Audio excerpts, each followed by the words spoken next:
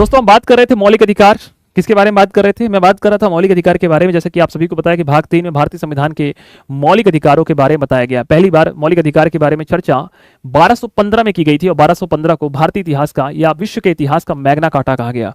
हमने दोस्तों मौलिक अधिकार को, सुनो मेरे को ध्यान से, कोई कमेंट नहीं करेगा। टीम से निवेदन है कि अब जो मैसेज करे सीधे उसको धर दीजिएगा, ठीक है? कोई मैसेज नहीं करना, मेरे को ध्यान से सुनना है। कोई भी मैसेज नहीं करेगा किसी भी कंडीशन में। अब आप मुझे 10 मिनट सुनेंगे, मैं बोलूंगा पूरे मौलिक अधिकार को जितना मैंने शुरू से लास्ट तक पढ़ाया है। भारतीय संविधान का जो भाग 3 है, इसमें दोस्तों मौलिक अधिकार की चर्चा की गई है। मौलिक अधिकार भारतीय संविधान में अमेरिका के संविधान से लिए गए हैं। कहां से लिए हैं? अमेरिका के संविधान से लिए गए हैं। अनुच्छेद 12 से लेकर अनुच्छेद 32 तक मौलिक अधिकारों के बारे में चर्चा की गई है। किसके बारे में चर्चा की गई है? मौलिक अधिकार के बारे में चर्चा की गई है। हमारे संविधान में एक ही मौलिक अधिकार है जो हमसे संविधान ने छीना है, जिसका नाम है संपत्ति का अधिकार। 44वां संविधान संशोधन 1978 मोरारजी देसाई ने संपत्ति के अधिकार को रिमूव करके भारतीय संविधान के अनुच्छेद 300A में जोड़ दिया है।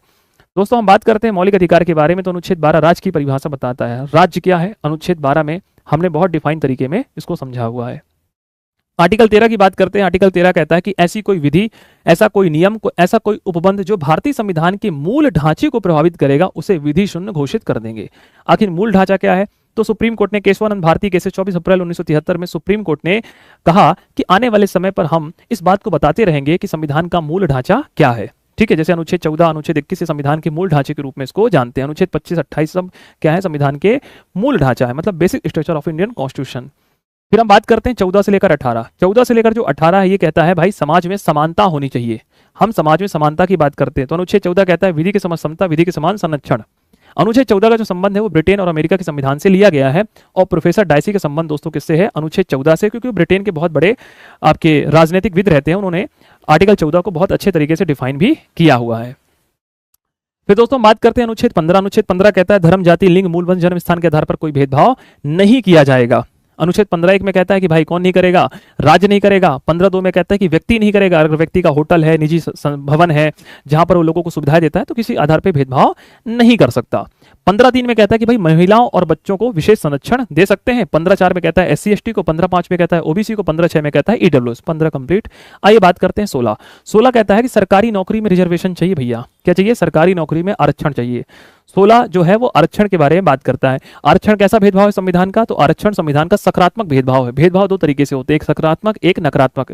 अगर आपके घर में आप 2 भाई हो, कौन भाई हो? 2 भाई हो। मान के चलो आप डिप्टी कलेक्टर बन गए, क्या बन गए? SDM बन गए, और दूसरा भाई कुछ नहीं बना, तो माता पिता का हमेशा से झुकाव दूसरे भाई पर जरूर होगा, क्योंकि वो चाहेंगे कि एक बेटा तो SDM बन गया है, पर जो दूसरा बेटा है वो नहीं बना है, तो मेरा थोड़ा जो झुकाव रहेगा वो दूसरे बेटे के प्रति रहेगा। उसी तरीके से दोस्तों हमारा जो समाज है ना, वो ऐसा ही है। हमारे समाज में सकारात्मक भेदभाव की नीति के तहत हम रिजर्वेशन लेकर आए हैं। अब दोस्तों 16 की बात करते हैं, तो 16 कहता है भाई सरकारी नौकरी में रिजर्वेशन की यहाँ पे बात की गई है।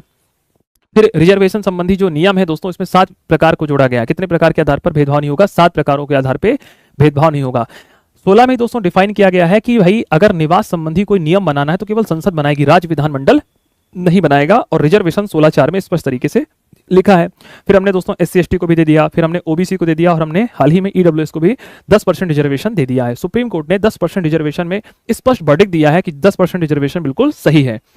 दोस्तों अगर हम बात करें रिजर्वेशन इंदिरा साइनी बनाम भारत संघ 1992 के मामले, सुप्रीम कोर्ट ने डिफाइन किया है कि OBC रिजर्वेशन कभी 50% से ज्यादा नहीं होगा, परंतु तमिलनाडु ने इस रेखा को क्रॉस कर दिया। 69% रिजर्वेशन तमिलनाडु में उल्लेखित किया गया है। कहां पर? तमिलनाडु।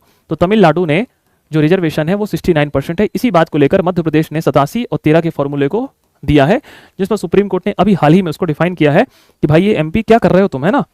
तो आप तमिलनाडु मत बनिए, क्योंकि तमिलनाडु का जो विषय है ये 9वीं अनुसूची में जा चुका है। किस में जा चुका है? 9वीं अनुसूची। क्या होती है 9वीं अनुसूची? हम आगे चलकर इस बात पर भी चर्चाएं करेंगे। फिर दोस्तों रिजर्वेशन को लेकर इंदिरा साइनी बनाम भारत संघ के मामले में डिफाइन और डिसीजन दिया गया कि भाई क्रीमी लेयर क्या होता है। क्रीमी लेयर का तात्पर्य होता है कि अगर किसी के माता पिता की आय 8 लाख से ऊपर है तो OBC रिजर्वेशन वहां पर नहीं दिया जाएगा। तो अनुच्छेद जो 16 है प्रॉपर तरीके से रिजर्वेशन की बात करता है। 17 कहता है भाई कि जो 17 है वो अंबेडकरवादी सिद्धांत है, अंबेडकर के विचारों से जुड़ा हुआ है, जो कहता है कि भाई छुआछूत नहीं होगा समाज में। क्या नहीं होगा? छुआछूत नहीं होगा। किसी भी प्रकार से छुआछूत करना और छुआछूत का आचरण करना ये गलत है। तो SC ST एक्ट 1989 इसी के तहत आया है, और सिविल अधिकार संरक्षण अधिनियम 1955 इसी के तहत दोस्तों आया है। तो 14 से लेकर 17 और 18 की बात कर लेते हैं। 18 कहता है किसी प्रकार की आप उपाधि को धारण नहीं करेंगे। प्राचीन समय में राजा महाराजा उपाधि को धारण करते थे। अगर आपको कोई विदेशी उपाधि धारण करना है तो आप राष्ट्रपति की अनुशंसा पर ही करेंगे।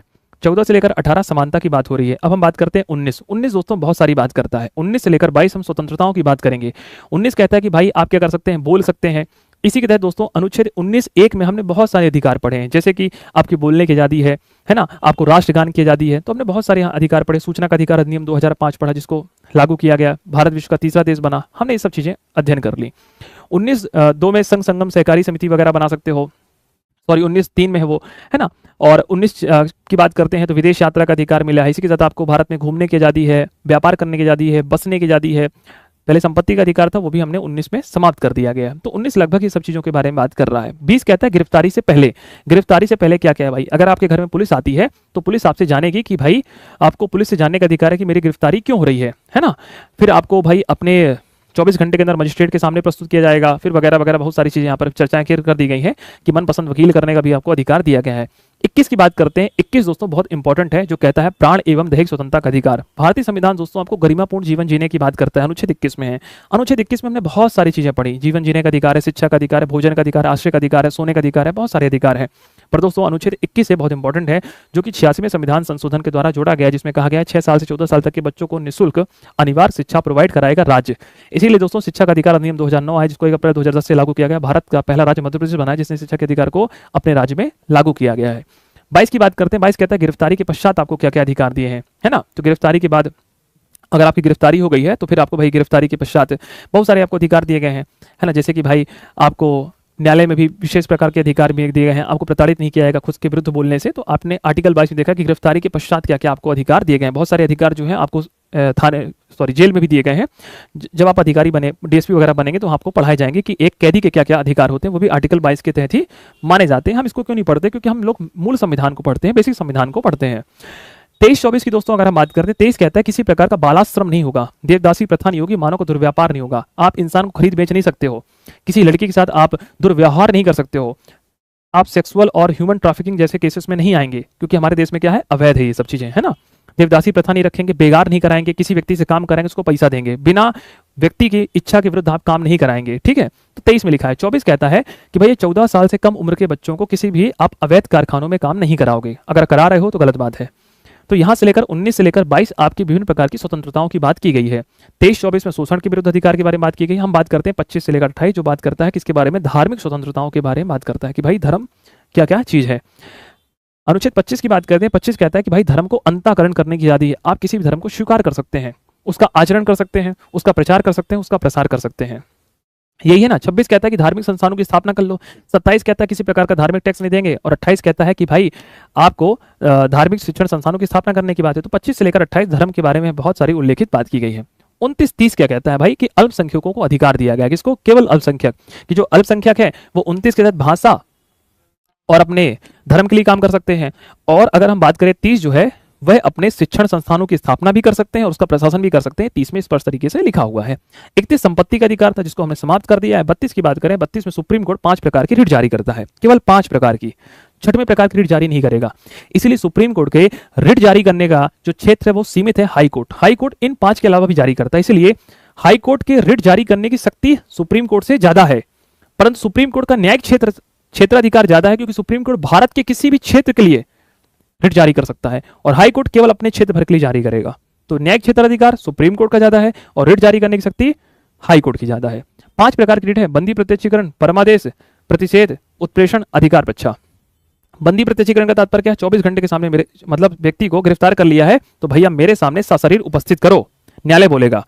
परमादेश, मैं तुमको आदेश देता हूं कि अपने कर्तव्यों का निर्वहन करो। प्रतिषेध उत्प्रेषण, ये न्यायालय के विरुद्ध जारी करेगा, किसी प्राइवेट सेक्टर के विरुद्ध जारी नहीं करेगा। और अधिकार परीक्षा कि मैं आपसे पूछ रहा हूं कि ये अधिकार करने का अधिकार किसको दिया, किसने तुमको दिया है। तो अधिकार परीक्षा मतलब ये कर्तव्य किस व्यक्ति ने आपको दिया है काम करने का। अगर आप अधिकारी बनते हैं, डीएसपी बनते हैं, पटवारी बनते हैं, सिपाही बनते हैं, तो ये अधिकार किसने दिया है। तो अधिकार परीक्षा मतलब मैं आपसे पूछूंगा कि ये काम किस अधिकार के तहत किया है। परमादेश, मैं तुमको आदेश देता हूं कि तुम अपने कर्तव्यों का निर्वहन करो। बंदी प्रत्यक्षीकरण, मेरे सामने उपस्थित हो, सशरीर उपस्थित होना। और प्रतिषेध और उत्प्रेषण क्या है, न्यायालय के विरुद्ध जारी करता है। जब मामला कोर्ट में चल रहा हो तो प्रतिषेध बोलेंगे, जब डिसीजन दे दिया गया हो तो उत्प्रेषण बोलेंगे।